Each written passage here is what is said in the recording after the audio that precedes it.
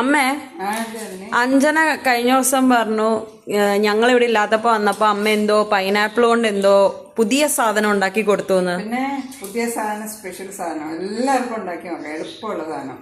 എന്താ ഡെസേർട്ട് ആണോ? ഡെസേർട്ട് എന്ന് വേണമെങ്കിൽ പറയാം, ഒരു സ്റ്റാർട്ടർ എന്ന് വേണമെങ്കിൽ പറയാം, എല്ലാത്തിനും കൊള്ളാം. അത്ര സംഭവമാണെങ്കിൽ ഒന്ന് നോക്കിയാലോ. പിന്നെ സ്വീറ്റ് ആൻഡ് ചില്ലി എല്ലാം കൂടെ ചേർന്നൊരു നല്ല ഫ്ലേവറുള്ള സാധനം. പൈനാപ്പിൾ തവ ഫ്രൈ ഉണ്ടാക്കാനായിട്ട് ഞാൻ പൈനാപ്പിൾ തൊലിയൊക്കെ കളഞ്ഞ് വട്ടത്തിൽ കട്ട് ചെയ്ത് വെച്ചിട്ടുണ്ട്.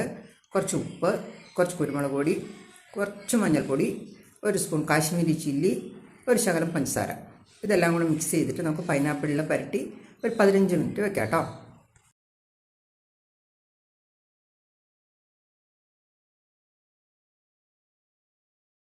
നമ്മൾ പാൻ ചൂടാക്കി കുറച്ച് ബട്ടർ ഇട്ടു.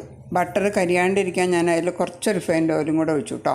ഒരു വശം ഒഴിഞ്ഞു. ഇനി അത് നല്ലോണം ചൂടാകുമ്പോൾ നമ്മൾ വെച്ചേക്കണം പൈനാപ്പിൾ മുളകുള്ളതാണ്, കത്തിപ്പോവരുത്. ഒരു മീഡിയം ഫ്ലെയിമിൽ സ്ലോ കുക്കിംഗ്. ആ ബട്ടറും ഷുഗറും കൂടെ എന്ത് നല്ല മണം പറഞ്ഞതരാവും. നമ്മുടെ പൈനാപ്പിൾ തവ ഫ്രൈ റെഡി.